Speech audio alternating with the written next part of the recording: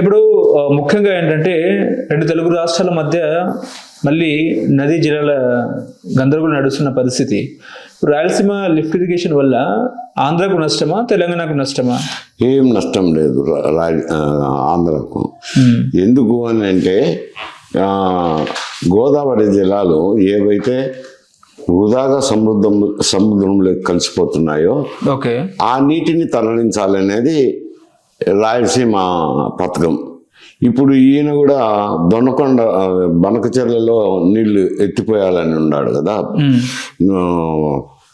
అక్కడి నుంచి తీసుకొచ్చి గోదావరి నీళ్ళని తీసుకొచ్చి నాకు గోదావరి నీళ్ళని ఇక్కడ బనకచెర్లలోకి వేయాలనేది. కొంచెం పథకం రూపురేఖలు మారినాయి కానీ ధ్యేయమైతే అదే. కూటమిలో అయినా అదే, ఈయనదైనా అదే. అది దాన్ని రాయలసీమ వాళ్ళు హర్షించకుండా పోయేదేం లేదు.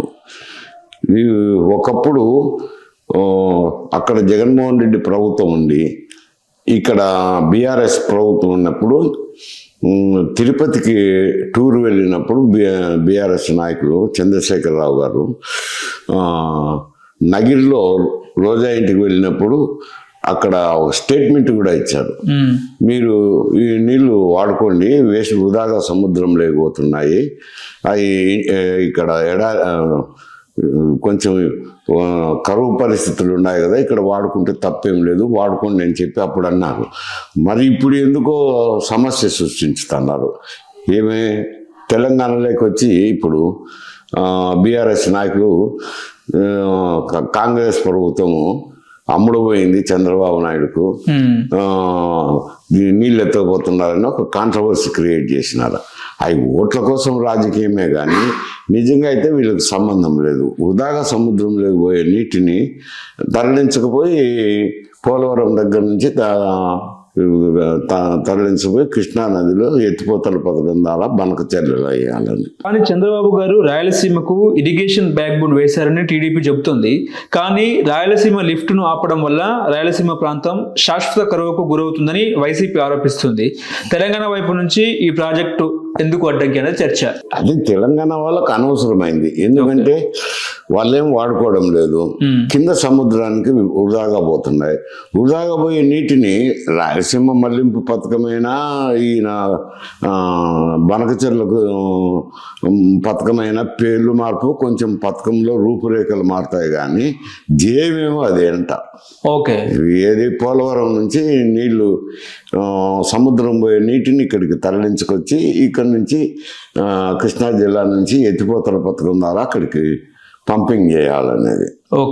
అంటే ఇప్పుడు రాయలసీమకు కరువు సమస్య ఉందని ఏపీ చెబుతోంది. కానీ తెలంగాణ ప్రాజెక్టులు కూడా కృష్ణా జలాలపై ఆధారపడి ఉన్నాయి. ఇప్పుడు రెండు రాష్ట్రాల మధ్య ఈ వివాదానికి నిజమైన పరిష్కారం ఏంటి? రాయలసీమ లిఫ్ట్ ఇరిగేషన్ లాంటి ప్రాజెక్టులు తెలంగాణ హక్కులను దెబ్బతీస్తాయి. దానికి సంబంధమే లేదు తెలంగాణ ప్రాంతానికి. ఊరికే ఏదో అది రాజకీయ పార్టీల మీద వైరుధ్యంతో నడుస్తుండే సమస్య అది, కానీ సంబంధం లేదు. ఎందుకంటే బచావత్ ట్రిబ్యునల్లో 80 టీఎంసీలు ఆంధ్ర కేటాయించినారు. ఉభయ రాష్ట్రాలు కలిసినప్పుడు ఆంధ్రప్రదేశ్కు 80 టీఎంసీలు, అందులో 35 టీఎంసీలు పైకి పోతాయి, కర్ణాటక మహారాష్ట్రకు పోతే 45 టీఎంసీలు ఆంధ్రప్రదేశ్కి వస్తున్నది. అప్పుడు ఉమ్మడి రాష్ట్రం కాబట్టి ఆంధ్రప్రదేశ్కి వస్తున్నది. ఇప్పుడు ఉమ్మడి రాష్ట్రం డివైడ్ అయింది కాబట్టి వాళ్ళకు కొంత షేర్ పోతుంది, తప్పకుండా ఇవ్వాల్సిందే వస్తుంది ఆ 45 టీఎంసీల్లో. అంతకంటే ఈ సముద్రంకు పోయే నీటిని వాడుకుంటున్నారు, వేస్ట్గా పోతున్న సముద్రం పోయే నీటిని వాడుకుంటున్నారు. వాళ్ళకేం నష్టం ఉంది?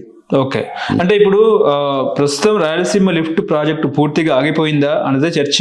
చంద్రబాబు ప్రభుత్వం దీన్ని పునరుద్ధరించకపోవడం వెనుక అసలు తెలంగాణతో రాజకీయ ఒప్పందమే కారణమా అన్నట్టు మాట్లాడుతున్నారు. ఒప్పందాలు ఎండింగ్ వాళ్ళు ఊరికే హెయిర్ స్ప్లిట్టింగ్ ఆర్గ్యుమెంట్స్. అంటే రేవంత్ రెడ్డి ఇప్పుడు ఏ నీళ్ళైనా కానీ గోదావరిలో వృధాగా సముద్రం పోయే 2 పథకాల్లో ఉండేది ఉద్దేశం ఏమిటంటే అంటే పోలవరం కింద సముద్రంలోకి వృధాగా కలిసిపోతున్న గోదావరి నీటిని అక్కడికి రాయలసీమ ప్రాంతానికి తరలించదు. ఓకే. 2 పథకాల ఉద్దేశం కూడా అదే, వేరే ఏం లేదు. ఓ రూపకల్పనలో ఆ ప్రభుత్వం ఒక రకంగా చేసిండొచ్చు, ఈ ప్రభుత్వం ఒక రకంగా చేసిండొచ్చు. అంతేగాని అది ఉద్దేశం అయితే సేమ్. పథక రూపం అయితే కొంత మార్పులు చేర్పులు చేసి ఈయన రాయలసీమ ఎత్తిపోతల పథకం అంటున్నారు, ఆయన బనకచెర్ల ఎత్తిపోతల పథకం అంటున్నారు, అంతే తేడా. అంటే సీఎం రేవంత్ రెడ్డి గారు మాట్లాడుతూ అసెంబ్లీలో చంద్రబాబు నాయుడు గారితో, ఏపీ ముఖ్యమంత్రి బాబు గారితో మాట్లాడి నేను ఆపిచ్చానన్నట్టు కూడా ఈయన మాట్లాడారు. అన్నారులే, అది వాళ్ళు కింద ఏం ఆథరైజ్డ్ కాదు కదా, పర్మిషన్ లేవు, వేస్ట్గా పోతానే నీళ్లను పంప్ చేసుకుంటామన్నారు. ఓకే. ఇప్పుడు రాయలసీమ లిఫ్ట్ ప్రాజెక్టుకు అవసరమైన పర్యావరణ క్లియరెన్స్లు కేంద్రం అనుమతులు లేకుండా పనులు చేపట్టడం చట్టవిరుద్ధమని తెలంగాణ అభ్యంతరం తెలిపింది. ఎన్జిటి స్టే ఆర్డర్ ఉన్న జగన్ ప్రభుత్వం పనులు కొనసాగించిందన్న ఆరోపణలు ఎంతవరకు కరెక్ట్ అంటారు? అది అప్పుడు ఆయన ఒప్పుకున్నాడు కదా తిరుపతి పోయినప్పుడు, అందుకే నేను ముందే చెప్పినాను. ఓకే, సరే, అప్పుడు సమస్య లేదు. ఇప్పుడు ఎందుకంటే ఇక్కడ కాంగ్రెస్ ప్రభుత్వం వచ్చింది, బీఆర్ఎస్ ప్రతిపక్షం లేకపోయినాక బీఆర్ఎస్ నాయకులు కాంగ్రెస్ ప్రభుత్వం అమ్మడపోయింది అని చెప్పి లేనిపోయిన ఆరోపణలు చేస్తున్నారు. ఓకే, వాళ్ళకి సంబంధం లేదు ఆ నీటితో, వృధాగా పోయే నీటిని వాడుకుంటున్నాం. ఇంకోటి ఏంటంటే ఈ ప్రాజెక్టు జగన్ గారి ప్రభుత్వంలో ప్రారంభమై 80% పనులు పూర్తయ్యాయని వైసీపీ చెప్తుంది. కానీ ప్రస్తుత చంద్రబాబు ప్రభుత్వం దీన్ని ఆపేసిందని రేవంత్ గారు అసెంబ్లీలో చెప్పినట్టు చంద్రబాబుతో ఒప్పందం జరిగిందన్న ఆరోపణలు ఉన్నాయి. ఇది నిజమైతే తెలంగాణకు లాభమా? కాదు, ఏం లాభమేముంది, వాళ్ళకు వృధాగా సముద్రంకు పోతున్నాయి, వాళ్ళకేం సంబంధం లేదు అంట. ఊరికి వాదనలు అంతే, తెలంగాణకు లాభం వచ్చేదేం లేదు.